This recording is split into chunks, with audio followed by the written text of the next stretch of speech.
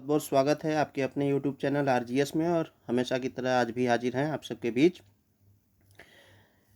प्रमुख सुर्खियों को लेकर के। तो आज का जो प्रमुख बिंदु है और वो संबंधित है उत्तर प्रदेश से संबंधित। बजट सत्र के दौरान जो है मुख्यमंत्री उत्तर प्रदेश ने 10 नई महत्वाकांक्षी योजनाएं महापुरुषों के नाम पर शुरू करने की घोषणा की, ताकि उनके योगदान को चिरस्थायी बनाया जा सके, यानी हमेशा के लिए स्मृति में रखा जाए। तो ये हैं आदरणीय योगी आदित्यनाथ जी, उत्तर प्रदेश के मुख्यमंत्री, और इन्होंने अभी फ़िलहाल में 10 नई महत्वाकांक्षी योजनाएं शुरू की है। चलिए व्याख्या को देखते हैं और देखते हैं कौन कौन सी 10 नई महत्वपूर्ण योजनाएं हैं। और ये 10 नई महत्वपूर्ण योजनाएं युवाओं में रोजगार, कौशल, महिला सशक्तिकरण, कृषि, उद्योग इत्यादि को बढ़ावा देने के लिए शुरू किए जा रहे हैं। चलिए तो बात करें योजना के मुख्य उद्देश्य की, तो इन योजनाओं के माध्यम से कृषि, उद्योग, शिक्षा और सामाजिक कल्याण के क्षेत्रों में विकास होगा। इसके अलावा यह पहल रोजगार सृजन, महिला सशक्तिकरण और बौद्धिक विकास को भी बढ़ावा देगी। तो चलिए देखें, ये पहली योजना है माता सबरी जी के नाम पर कृषि मंडियों में कैंटीन और विश्रामालय की शुरुआत की जाएगी। माता सबरी के नाम पर कृषि मंडियों में कैंटीन और विश्रामालय बनाए जाएंगे, यानी आराम करने की जगह, और जिससे किसानों और श्रमिकों को सस्ती दर पर भोजन और विश्राम की सुविधा उपलब्ध होगी। और माता सबरी जो है ये भील समुदाय यानी निषाद नामक उपजाति से संबंध रखती थी और समुदाय से संबंधित थी और राम भक्त थी। इन्होंने जब राम जी वनवास की यात्रा पर थे तो राम जी को भेंट मतलब बेर खिलाए थे, और बेर जो है चख के खिलाए थे ताकि उन्हें मीठा बेर मिल सके। तो ये पौराणिक मान्यताएं हैं और इन्हीं के नाम पर जो है अभी क्या खोला जाएगा, कैंटीन, और कृषि मंडी में कैंटीन और विश्रामालय खोला जाएगा। बात करें अगले योजना की, तो सरदार पटेल जी के नाम पर, जिन्हें हम लौह पुरुष के नाम से भी जानते हैं, इनके नाम पर जनपदीय आर्थिक क्षेत्र बनाया जाएगा और प्रत्येक परिवार से कम एक व्यक्ति को रोजगार से जोड़ने के उद्देश्य से जनपदीय आर्थिक क्षेत्र को रोजगार जोन के रूप में विकसित किया जाएगा। बात करें पटेल जी के बारे में, तो 31 अक्टूबर 1875 को गुजरात में नाडियाड गांव में जन्मे थे और 15 दिसंबर 1950 को दिवंगत हुए थे, यानी मृत्युशैया में विलीन हो गए थे। और पटेल जी का जीवन जो है लचीलेपन, नेतृत्व और राष्ट्रवाद और एकता के आदर्शों के प्रति अटूट प्रतिबद्धता से चिन्हित था। और राज्यों के एकीकरण में, जो देशी रियासतें थी उनके एकीकरण में भी इन्होंने महत्वपूर्ण भूमिका निभाई थी। और इन्हीं के नाम पर जो है जो स्टैचू ऑफ यूनिटी बना है, और इन्हें हम लौह पुरुष के नाम से भी जानते हैं। तो इनके नाम पर क्या बनेगा, जनपदीय आर्थिक क्षेत्र बनेगा और प्रत्येक परिवार को कम से कम एक व्यक्ति को रोजगार दिया जाएगा। इसमें ये मुख्य प्रावधान है, याद रखिएगा। और माता अहिल्याबाई होलकर के नाम पर श्रमजीवी महिला हॉस्टल खोला जाएगा। और इसमें क्या होगा कि कामकाजी जो महिलाएं हैं उनके लिए वाराणसी, मेरठ, प्रयागराज, गोरखपुर, कानपुर नगर और झांसी और आगरा में वर्किंग वुमेन हॉस्टल स्थापित किए जाएंगे। सांस्कृतिक पुनर्जागरण की अग्रदूत अहिल्याबाई होलकर के 300वें जयंती वर्ष के उपलक्ष्य में यह हॉस्टल उनके नाम पर समर्पित किए जाएंगे।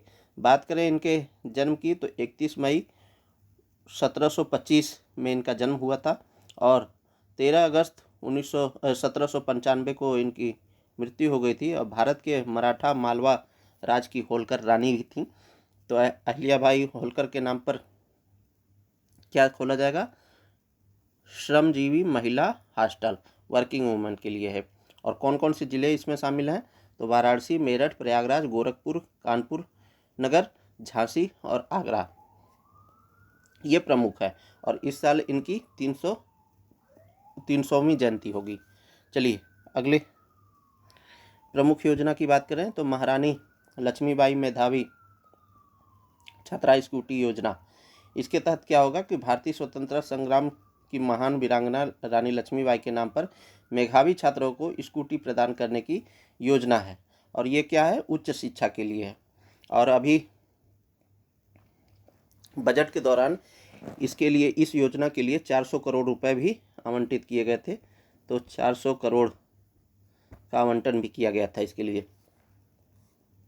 बात करें लक्ष्मीबाई जी के बारे में तो इनका जन्म जो है 19 नवंबर 1828 को वाराणसी के उत्तर प्रदेश में हुआ था। और उनका वास्तविक नाम मणिकर्णिका था। और 17 जून 1858 को युद्ध के मैदान में लड़ते हुए उनकी मौत हो गई थी। 1757 का जब स्वतंत्रता संग्राम जब छिड़ा था, उस दौरान ही अलग अलग जगहों पर अलग अलग नेतृत्वकर्ताओं ने भाग लिया था, जिसमें से प्रमुख रूप से झांसी में लक्ष्मीबाई जी थी। और ये वहाँ से लड़ते लड़ते फिर ग्वालियर में चली गई और वहीं पर उनकी मृत्यु हो गई थी। हीरोज जो है जब इनकी शव को देखा तो बोला कि पूरे युद्ध क्षेत्र में एक ही एक ऐसी महिला थी जो पुरुष थी। ठीक है, तो इनकी वीरता को देखते हुए उसने बोला था। चलिए अगले योजना की बात करें तो संत कबीर जी के नाम पर सीएम मित्र पार्क योजना होगा।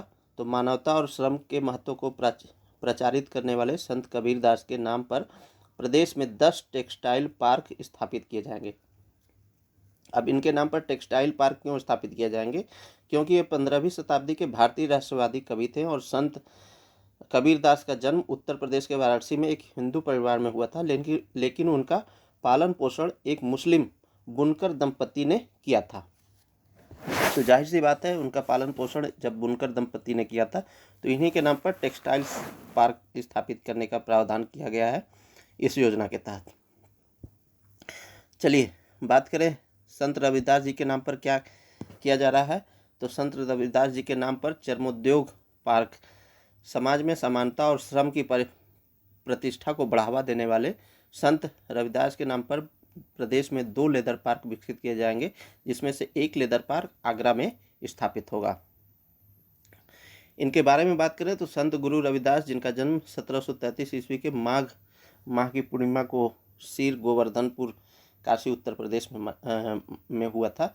एक संत दार्शनिक कवि और समाज सुधारक के रूप में पूजनीय थे।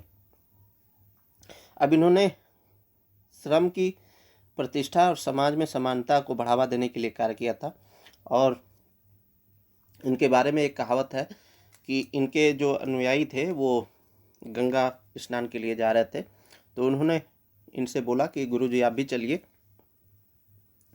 तो इन्होंने उस समय उत्तर दिया कि मैं गंगा स्नान को अवश्य चलता, लेकिन मैंने किसी को समय पर कार्य पूर्ण करने का वचन दे रखा है, इसलिए मैं जो है गंगा स्नान के लिए नहीं जा सकता। और हमारा यदि मन चंगा हो तो इस कठौती में भी गंगा मिल सकती है। तो इन्हीं के नाम पर जो है चर्मोद्योग पार्क बनाया जाएगा, यानी लेदर पार्क बनाया जाएगा, एक आगरा में होगा। चलिए अगले व्यक्तित्व की बात करें तो भारत रत्न चौधरी चरण सिंह के नाम पर लखनऊ में सीड पार्क स्थापित किया जाएगा। और पूर्व प्रधानमंत्री भारत रत्न चौधरी चरण सिंह के नाम पर लखनऊ में सीड पार्क की स्थापना की जाएगी। क्यों की जाएगी? चौधरी चरण सिंह 23 दिसंबर 1902 में जन्मे थे और 29 मई 1987 को भारत के किसान राजनेता और 5वें प्रधानमंत्री थे। तो किसानों के राजनेता थे, इसलिए इनके नाम पर सीड पार्क स्थापित किया जाएगा। कहाँ पर? लखनऊ में स्थापित किया जाएगा। और ये 5वें प्रधानमंत्री थे, याद रखिएगा। अभी एक और परियोजना है वो 10वें प्रधानमंत्री के नाम पर रखा गया है, उसे भी देखेंगे। चलिए, तो ये रहे हमारे 10वें प्रधानमंत्री जी। तो नगरीय क्षेत्रों में पुस्तकालय भारत रत्न खोलने का प्रावधान है। और भारत रत्न अटल बिहारी वाजपेयी जी के नाम पर भारत रत्न पूर्व प्रधानमंत्री अटल बिहारी वाजपेयी जी के जन्म शताब्दी वर्ष को चिन्हित करते हुए प्रदेश के नगरीय क्षेत्रों में पुस्तकालय स्थापित करने के लिए बजटीय प्रावधान किया गया है। बात करें अटल बिहारी वाजपेयी जी की, तो 25 दिसंबर 1924 को इनका जन्म हुआ था और 16 अगस्त 2018 को भारत के को मृत्यु हो गई थी। और भारत के ये 10वें प्रधानमंत्री थे। ये 3 बार प्रधानमंत्री बने थे। चलिए, वहीं अगले योजना की बात करें तो भारत रत्न डॉक्टर भीमराव अंबेडकर के नाम पर छात्रावास खोलने का प्रावधान किया गया है। तो समाज कल्याण छात्रावासों के पुनर्निर्माण और नवनिर्माण की योजना डॉक्टर भीमराव अंबेडकर को समर्पित की गई है। बाबा साहब डॉक्टर भीमराव अंबेडकर के जन्म की बात करें तो 14 अप्रैल 1891 को हुआ था और महू छावनी इंदौर मध्य प्रदेश में हुआ था। वह अपने माता पिता के 14वें संतान थे और 6 दिसंबर 1956 को इनकी मृत्यु भी हो गई थी। ठीक है, तो इनके नाम पर क्या खोला जाएगा? छात्रावास खोलने का प्रावधान किया गया है। ठीक है, और बिरसा मुंडा जी के उपलक्ष्य में तो बिरसा मुंडा जी को के नाम पर जो है जनजातीय संग्रहालय खोला जाएगा। ठीक है, तो उनके 150वें जन्म वर्ष को जनजातीय गौरव वर्ष के रूप में मनाने के उद्देश्य से मिर्जापुर और सोनभद्र में 2 जनजातीय संग्रहालय स्थापित किए जाएंगे। ठीक है, तो मिर्जापुर और सोनभद्र में 2 जनजातीय संग्रहालय स्थापित किए जाएंगे। बिरसा मुंडा जी की बात करें तो इनका जन्म 15 नवंबर 1875 को हुआ था और इनकी मृत्यु 9 जून 1900 को हुई थी। यह एक भारतीय आदिवासी स्वतंत्रता सेनानी और मुंडा जनजाति के लोक नायक थे। तो ये थे प्रमुख व्यक्तित्व और इनके यादों को सहेजे रखने के लिए, इनके कार्यों को बारे में लोगों के बीच में प्रचारित करने के लिए किस तरीके से इन्होंने देश की उन्नति में, देश को सशक्त बनाने में किस तरीके से योगदान दिया, ये जानना हमारे लिए बहुत महत्वपूर्ण हो जाता है। और इन्हीं के नाम पर अभी प्रेजेंट में उत्तर प्रदेश सरकार ने प्रमुख योजनाओं की घोषणा की है। तो प्रमुख योजना और उससे संबंधित प्रमुख व्यक्तित्व आप याद रखिएगा, हो सकता है मैचिंग करके आपसे प्रश्न पूछा जा सके। तो ये था दोस्तों आज के लिए बस इतना ही। मिलते हैं किसी नेक्स्ट वीडियो में, तब तक के लिए बहुत बहुत धन्यवाद। जय हिंद,